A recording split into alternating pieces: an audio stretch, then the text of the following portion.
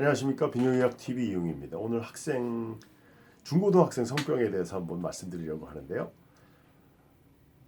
중학생 때 제가 포경수술을 했던 청년이 한참 만에 이제 병원에서 만났는데 10여 년이 지난 후에 만났는데 소변이 불편하다고 해서 검사해 보니까 성병이고 띄엄띄엄 오더니 결국은 치료가 잘 안 됐는데 이 청년이 자꾸 재발을 합니다.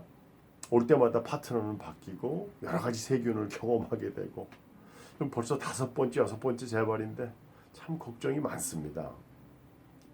저희가 중고등학교 학생들 또 대학생들 성강좌를 통해서 성교육 강좌 경험을 좀 하게 되는데요.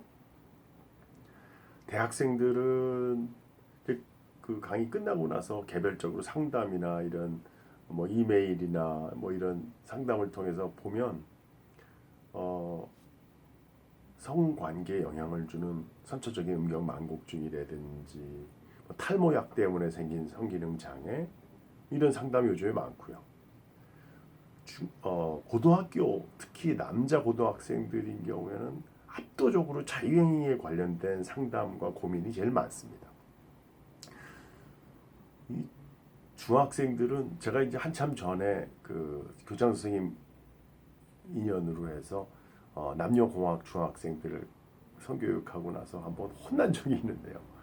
이 질풍노도의 사춘기 학생들과 이 교감 제 능력 부족이겠지만 너무 힘들었었는데 결국은 어떻게 끝나는지 모르고 저도 지금 그 중학생들 대상으로 다시 하자 그러면 저는 자신이 없는데 그 성교육이 끝나고 나서 또 개인적인 질문을 제가 열어놨는데 한 남학생이 직접 병원으로 찾아왔습니다.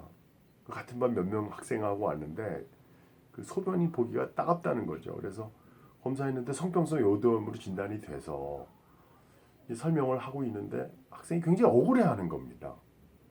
같은 반 여학생 한 명하고 한 10여 명의 남학생들이 다 관계를 했는데 그 여학생 한 사람하고 왜 다른 사람은 다 괜찮은데 자기만 이렇게 고통을 겪어야 되느냐, 이럴 수가 있느냐 이러는 거죠.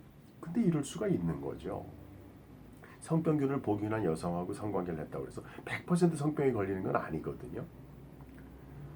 실제 서양에서 성경험을 하는 퍼센트가 50% 정도 청소년기에, 그리고 한국에서는 교육부 자료로 한 10% 내외, 남학생이 조금 많고 여학생들이 10% 조금 아래고 한 10년 전 데이터도 있는데, 이런 성 경험하는 학생들은 임신, 성병 문제, 또 정신, 심리 문제 이런 게 여러 가지가 관심 대상이죠.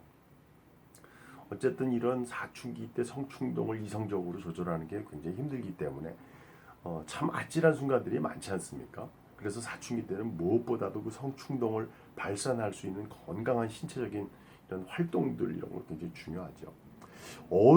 어른 성상담을 해봐도 사실은 이런 사춘기 때의 충동적인 이런 것에서 벗어나지 못하고 자기 나이에 맞는 가치관과 행동을 경험하지 못한 사람이 결국은 성기능 장애 상담을 하게 되는 것 같은데요.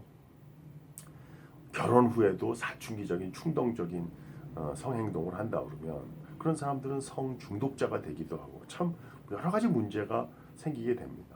요즘에 사회적으로 성적으로 일탈하는 문제들 보면 대부분 그동안의 성적인 가치관이 잘못된 것이 쌓이고 쌓여서 이런 충동적인 행동이 일어나고 사회적으로도 비극적인 결말이 되는 거거든요.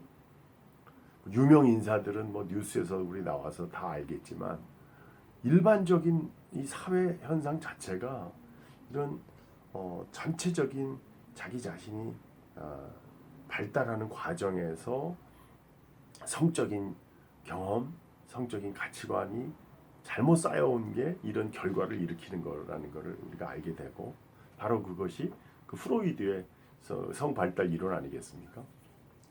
그 중학생 성병 환자 처리하고서 골치 아픈데 사실은 고등학생 성병 환자를 어머니가 데려온 환자를 제가 상담을 하는데 어머니 따로 불러서 이거 성병이거든요. 치료 잘해야 됩니다. 막 얘기하는데 어머니가 치료는 잘 되죠. 그리고 아주 힘들어하게 무관심하게 나가서 접수해서 그 서류 띄어서 보험 청구하는 거 해서 가져가시는데 그 뒷모습이 참 슬프더라고요. 우리가 관심을 가져야 되고요.